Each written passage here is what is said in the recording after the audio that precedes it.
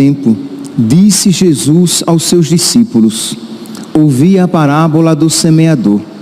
Todo aquele que ouve a palavra do reino e não a compreende, vem o maligno e rouba o que foi semeado em seu coração. Este é o que foi semeado à beira do caminho.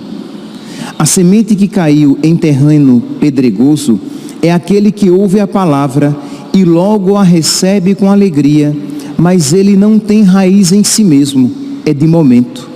Quando chega o sofrimento ou a perseguição por causa da palavra, ele desiste logo. A semente que caiu no meio dos espinhos é aquele que ouve a palavra, mas as preocupações do mundo e a ilusão da riqueza sufocam a palavra e ele não dá fruto. A semente que caiu em terra boa é aquele que ouve a palavra e a compreende. Esse produz fruto, um dá 100, outro 60 e outro 30. Palavra da salvação.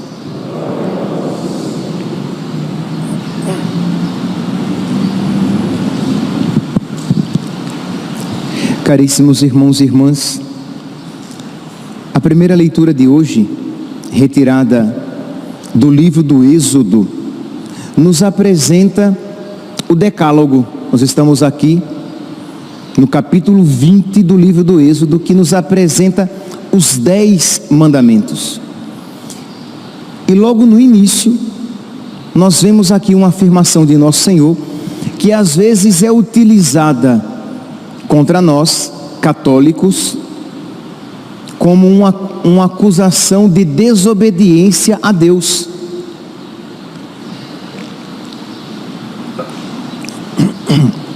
Como se nós, neste ponto, como se a nossa prática católica estivesse em dissonância, em discordância, em incompatibilidade, em desobediência ao mandamento de Nosso Senhor. Diz aqui, versículo 1, Êxodo, capítulo 20, versículo 1. Deus pronunciou estas palavras: eu sou o Senhor teu Deus, que te tirou do Egito, da casa da escravidão. Não terás outros deuses além de mim. Não farás para ti imagem esculpida, nem figura alguma do que existe em cima nos céus, ou embaixo na terra, ou do que existe nas águas debaixo da terra.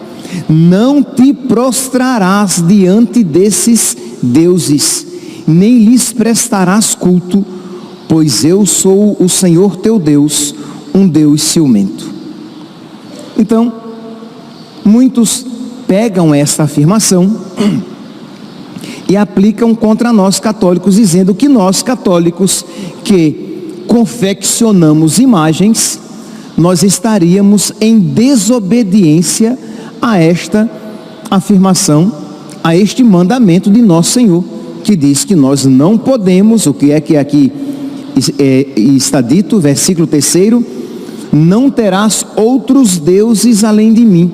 Não farás para ti imagem esculpida, nem do que existe no céu, nem do que existe na terra, nem que existe nas águas.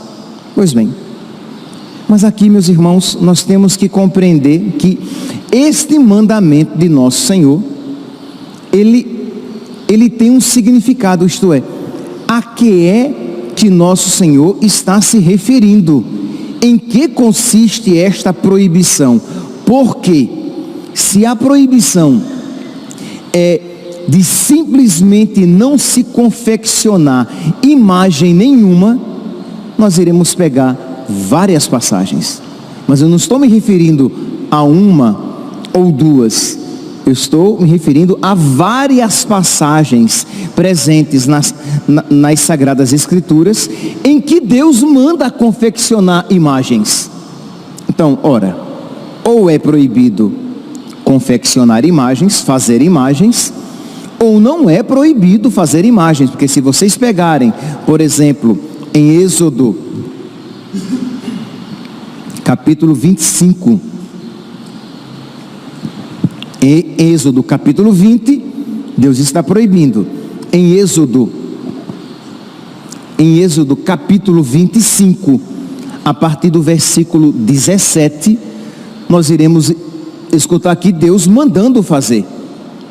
Farás também uma tampa de ouro puro, cujo comprimento será de 2,5 côvados e a largura de 1,5 côvado.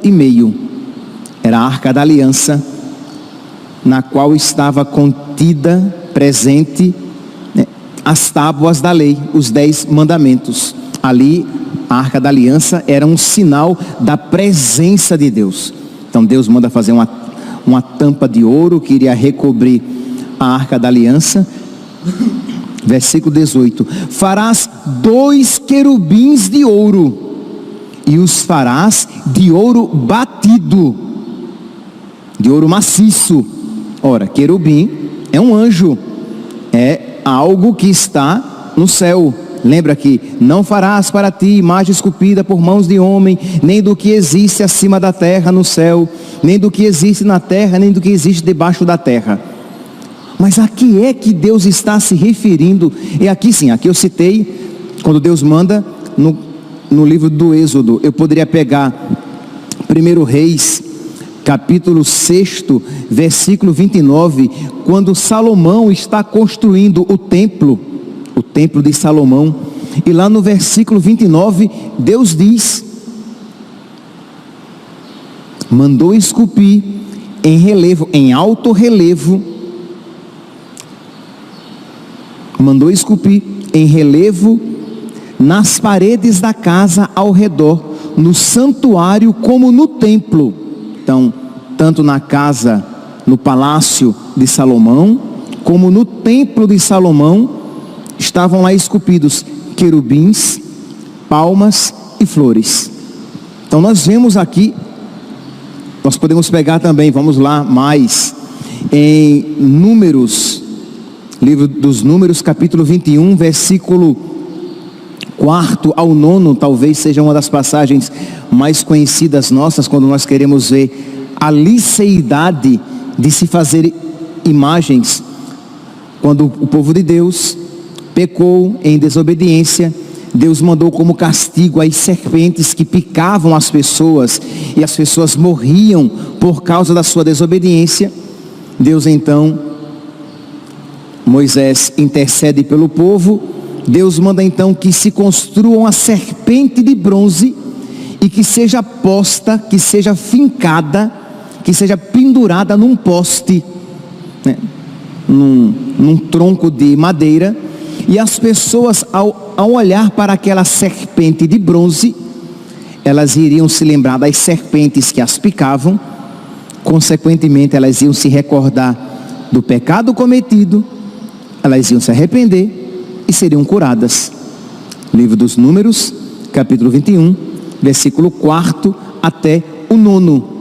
E vai depois o Novo Testamento. São Paulo vai dizer que aquela serpente de bronze era figura de Cristo, que nos redimiu, que nos salvou, que nos purificou dos nossos pecados. Então quer dizer, nós iremos encontrar, e aqui, meu senhor, eu peguei apenas 3 passagens. Eu teria dezenas de passagens em que Deus manda fazer imagens. Então aqui vem então a pergunta: Deus entrou em contradição? Ora proibiu, ora não apenas permitiu, como mandou fazer imagens? Não, meus santos, Deus não entrou em contradição. É muito triste que alguém faça essa distorção. É até, eu não quero pensar nisso, mas é até quase uma desonestidade intelectual e religiosa dizer simplesmente, indiscriminadamente, que Deus proibiu fazer imagens, porque não é isso. O que Deus está proibindo é fazer imagens de ídolos. O que Deus está proibindo é fazer imagens que serão adoradas. Nisto consiste a proibição de se fazer imagens que tomariam o lugar de Deus, imagens de ídolos. E aí sim, nós iremos ver claramente outras várias passagens em que Deus isso proíbe. Então, meus irmãos, nós católicos não devemos ter receio, constrangimento ou medo de ter as imagens dos santos nas nossas casas. Nós católicos não devemos ter medo nem constrangimento de nos ajoelhar diante das imagens, de beijar as nossas imagens, de carregá-las junto ao peito, com o crucifixo, a medalha milagrosa, o escapulário de Nossa Senhora do Carmo. Nós não devemos ter nenhum constrangimento, mas um santo orgulho, uma alegria. Por quê? Porque aquele sacramental é sinal de uma realidade maior. Aquele sacramental é uma realidade que não nos distancia de Deus, mas que nos direciona para Deus. Ora, meus santos, negar isso, repito, é quase que uma desonestidade intelectual. É alguém não compreender algo tão óbvio. Se você vir alguém chutando, cuspindo ou queimando uma bandeira do Brasil, ninguém vai, em sã consciência, ninguém vai achar que a pessoa está incendiando o Brasil em si, mas todos estaremos de acordo que aquela falta de respeito é uma ofensa à nação e a todos os brasileiros, porque aquela bandeira é um sinal de uma realidade maior, de uma realidade que transcende ao pedaço de pano que seria a bandeira em si. Se uma esposa ou um marido, no calor de uma discussão, ele retira a aliança do seu dedo e joga no chão, todo casal, toda pessoa envolvida vai compreender o que aquilo significa, que não foi apenas uma aliança jogada no chão, mas foi uma falta de respeito, uma ofensa à pessoa que deveria ser amada, respeitada, aquela pessoa com a qual você está unida por um vínculo sacramental que aquela aliança representa. Então, aquela aliança é apenas um sinal. Quando você, aqui mesmo no Mato Grosso, existe muito, assim, eu não cheguei a ver, mas eu ouvi que as pessoas dizem que na Sexta-feira Santa, as pessoas que estão brigadas umas com as outras, elas procuram aquela pessoa com quem ela está em desavença e vai se reconciliar. E quando digamos, um pai ou uma mãe, chega mesmo até a se ajoelhar, a pedir a bênção e perdão pelas ofensas cometidas, para de alguma maneira se reconciliar mais perfeitamente com aquela pessoa. Ninguém vai dizer que um filho que se ajoelha aos pés da mãe, aos pés do pai, para pedir-lhe perdão por alguma coisa errada, ou simplesmente para pedir a bênção, que está em ato de adoração. Todo mundo vai compreender que aquele ajoelhar-se é um sinal de respeito, de veneração até, para com o pai, para com a mãe.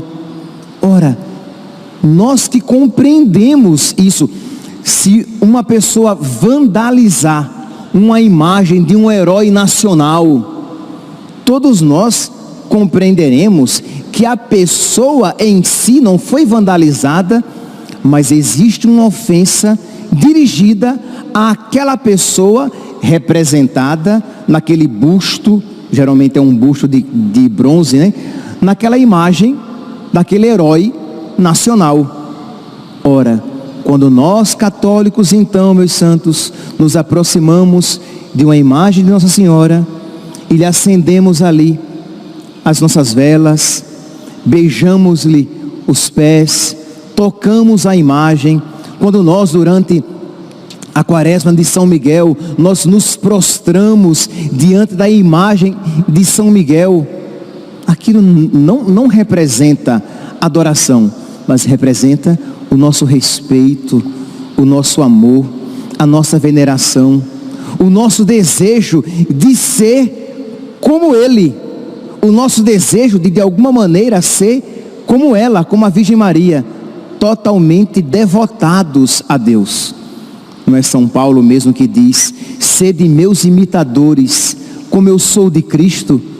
Então, quando nós temos as nossas imagens, muito pelo contrário, elas não nos afastam de Deus, elas têm como finalidade nos aproximar de Deus, nos recordar o sagrado, assim como os querubins mandados por Deus, mandados confeccionar, tinham essa finalidade. Quando os querubins foram feitos no templo de Salomão, era para lembrar a sacralidade daquele lugar e direcionar as pessoas que ali estavam para Deus, para o grande outro, para aquele que é santo, 3 vezes santo. Então, meus irmãos, aqui nós temos então que compreender, quando alguém vier simplesmente com essa passagem de Êxodo capítulo 20, dizendo que Deus proíbe fazer imagens, nós iremos compreender imediatamente que Deus proíbe fazer imagem de ídolo, que Deus proíbe fazer imagem daquilo que vai ser adorado, que Deus proíbe fazer imagem daquilo que será posto no lugar de Deus. E aí sim, meus irmãos, nós temos que nos perguntar o que é um ídolo e se é que ele não pode estar presente na nossa vida, porque os ídolos podem se apresentar de várias maneiras. É verdade, um ídolo pode se apresentar como uma imagem religiosa. Então, se aquela imagem é adorada como Deus, aquela imagem se torna um ídolo. E aí nós podemos olhar as religiões pagãs que têm esses ritos. Mas também nós temos que nos lembrar que ídolo pode se tornar uma pessoa ou uma coisa que se tornou mais importante do que Deus na nossa vida.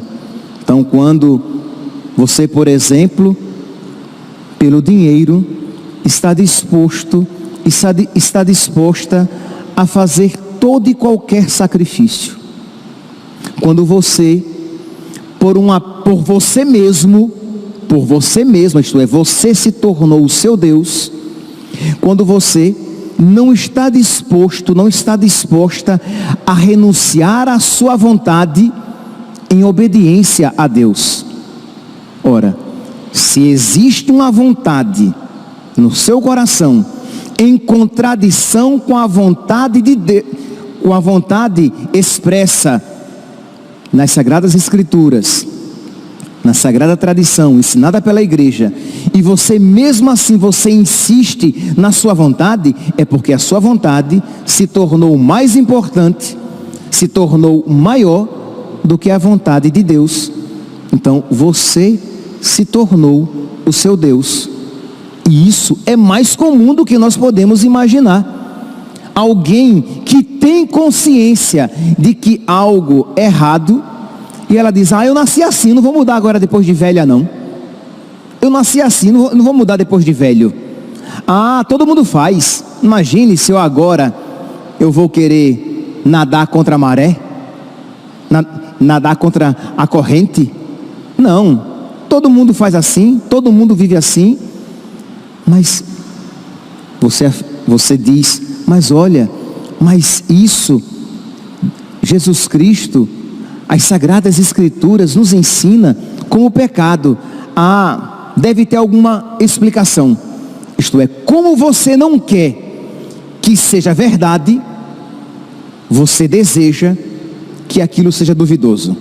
Então, não deve ser verdade. Deve ter uma outra explicação para aquele ensinamento, porque você não quer se converter, você não quer se dobrar à vontade de Deus. Então você diz que ela é duvidosa. Você pega como argumento contrário o fato de muitas pessoas fazerem contrariamente àquilo que a Sagrada Escritura ensina, como se isto fosse um critério de credibilidade, de veracidade, porque todo mundo faz, todo mundo peca, e nem por isso o pecado se tornou virtude. Não é porque todo mundo faz, ou porque todo mundo acha bom, todo mundo aqui é um termo bem genérico, né? Não é porque muitas pessoas fazem, ou muitas pessoas têm aquilo como bom, que de fato aquilo seja bom. Então, a sua vontade, o dinheiro, o seu emprego, isto é, você trabalha 6 dias na semana, você dedica 6, 8, 10 horas do seu dia para o seu trabalho, mas você não tem tempo de ir à missa, você não tem tempo de rezar, você não tem tempo de educar os seus filhos para o caminho do céu. Por quê? Porque na sua cabeça você não verbaliza isso, mas as atitudes da sua vida isso afirmam. Na sua cabeça, o que de verdade importa, o que verdadeiramente importa, é uma segurança financeira, é uma estabilidade de vida, é um conforto neste mundo. Então você prepara os seus filhos para este mundo, você dedica a sua vida e o melhor das suas forças para este mundo, e não para as coisas de Deus, para as coisas do alto. Ora, eu pergunto para essa pessoa, quem é Deus? O que é o mais importante? Para quem ela está oferecendo o melhor de si? Para o seu trabalho, para o seu emprego, para a busca de dinheiro, para fazer a sua vontade e não para Deus. Então cuidado, meus santos, é uma tentação simplista nós pensarmos que ídolo hoje pode ser simplesmente uma imagem confeccionada. É verdade, numa religião pagã, um ídolo, uma imagem pode constituir um ídolo e um desvio de Deus, mas no catolicismo isso não acontece. Pode ser, e eu acho isso muito difícil, pode ser que uma pessoa individualmente tenha um uso desordenado de uma imagem, mas o abuso não tolhe o uso, né? Não é porque alguém faz um uso errado de algo que a coisa em si se tornou má. Então, os nossos pais já usavam essa afirmação, né? Que é até uma afirmação jurídica. O abuso não tolhe o uso. Então, não é porque alguém possa usar inadequadamente uma imagem que ela se tornou má. Mas isso, se acontece, acontece muito raramente. O nosso povo, as pessoas mais simples mesmo, elas têm esse relacionamento de piedade. Elas carregam o seu crucifixo e o beijam, e isso é um ato que está prescrito até na liturgia, né? Nós, em um dia no ano, nós temos um rito para isso, né? O beijo da cruz. Elas têm as suas imagens, elas colocam num lugar de honra, acendem uma vela, se ajoelham diante delas, sabendo que elas vão nos direcionar para Deus. Então, resumindo, que nós católicos não tenhamos medo de amar, venerar, de ter uma devoção para com os nossos santos e as nossas imagens, que estão longe, que em nada se adequam a essa afirmação de ídolo, de idolatria. Nós não estamos dando às imagens aquilo que pertence a Deus. Mas existe algo, e é providencial que isso aconteça numa sexta-feira aqui na nossa paróquia. Existe uma realidade que às vezes ninguém diz, isto é, nós vemos os protestantes dizendo que nós adoramos imagens, e nós não adoramos. Nós vemos os protestantes dizendo que nós nos ajoelhamos diante de crucifixos e que estamos adorando. E nós não estamos adorando. Mas infelizmente eles não dizem que nós nos ajoelhamos diante do Santíssimo Sacramento e adoramos, porque nós adoramos. O Santíssimo Sacramento não é uma imagem. Aqui, à minha direita, nós temos a imagem de Nossa Senhora Auxiliadora, aqui a imagem de Santa Teresinha do Menino Jesus, que nos recordam e são um sacramental, são de alguma maneira uma ligação com essa realidade sobrenatural, com a Virgem Maria, com Santa Teresinha, São José aqui à minha esquerda, a imagem de Cristo Rei, o crucifixo aqui ao fundo, mas são imagens. Mas daqui a pouco nós teremos, tanto na consagração, quando eu impuser as mãos sobre o pão e o vinho, invocar o Espírito Santo e disser as palavras consacratórias, nós teremos não uma imagem de Jesus, nós teremos Jesus mesmo, corpo, sangue, alma e divindade. Aí o nosso ajoelhar, o nosso ato de ajoelhar terá um significado diferente. Não será como quando nós nos ajoelhamos diante dos nossos pais para pedir a bênção. Não será como quando nós nos ajoelhamos diante de uma imagem de Nossa Senhora ou de São Miguel, em sinal de reverência, de devoção, mas será em sinal da nossa adoração, que todo joelho se dobre no céu, na terra e nos infernos, reconhecendo que Jesus Cristo é o Senhor. Quando o Santíssimo Sacramento for posto no ostensório, no final da Santa Missa, nós iremos adorar, nós iremos dizer que é Deus. Lembra, a imagem nos recorda a Virgem Maria, totalmente devotada a Deus, e de alguma maneira nos ensina a obedecer a Deus. A imagem nos direciona a Deus. O crucifixo nos lembra o amor de Deus. Deus amou tanto o mundo que nos enviou o seu Filho, que nos deu o seu Filho, para que todo aquele que nele crê não pereça, mas tenha vida eterna. Então o crucifixo nos lembra o amor do Pai. O crucifixo nos lembra o amor do Filho, o amor redentor do Filho, e nos direciona para Deus.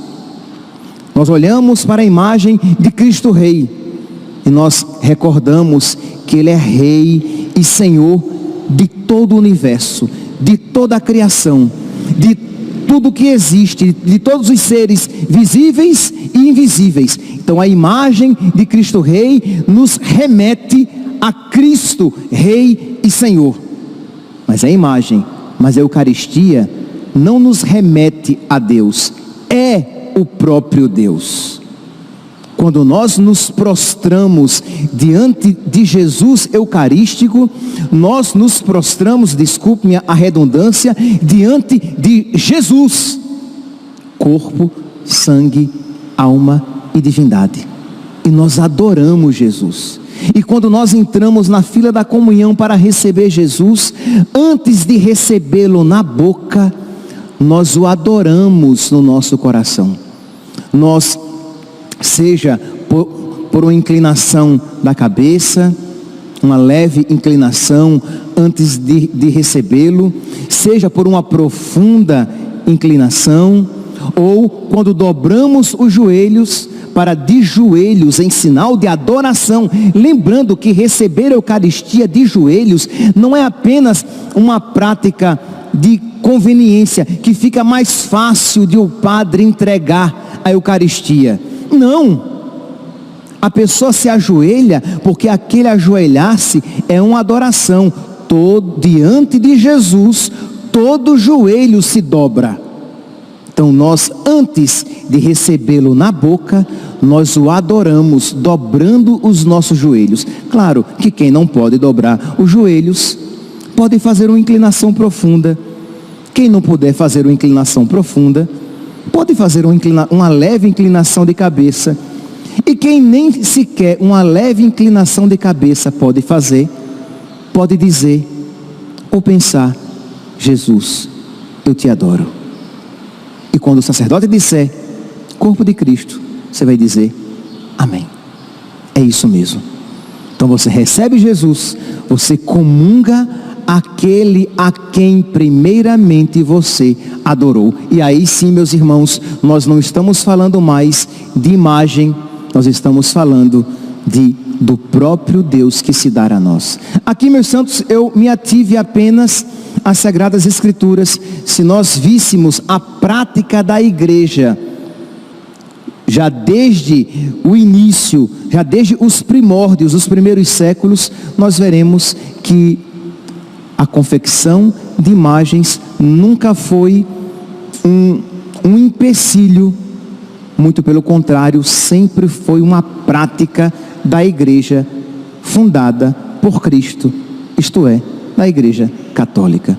Que nós hoje então, meus santos, nessa sexta-feira santa, que nós voltemos os nossos olhos de uma maneira especial para os crucifixos da nossa igreja, da nossa casa, as outras imagens também, mas como hoje é sexta-feira, para o crucifixo. Então você que talvez carregue um crucifixo no peito, o crucifixo do seu terço, o crucifixo da sua casa, que você então beije aquele crucifixo e diga: Jesus, eu te amo. Jesus, eu te adoro. Claro, você não está adorando aquele crucifixo, você está pensando em Jesus e adorando Jesus. Você vai se recordar daquilo que gostava de ensinar Santa Teresa d'Ávila, que ela ensinava que é bom para a nossa oração que nós tenhamos uma imagem, que isso nos ajuda a rezar. Então você vai se colocar em oração, acender uma vela, uma imagem de um crucifixo, uma imagem de Nossa Senhora, de um santo de devoção. Aquilo de alguma maneira facilita a sua oração a se ligar em Deus por meio daquele seu santo de devoção. Então não ter medo de ter essa reverência, essa devoção, essa piedade, esse carinho com as imagens que nós católicos sempre tivemos. E por fim, de não ter medo de aí sim adorar com todo o nosso coração, com toda a nossa alma e com todo o nosso entendimento Jesus, o verdadeiro Deus, presente na Eucaristia. Louvado seja nosso Senhor Jesus Cristo, para sempre seja louvado.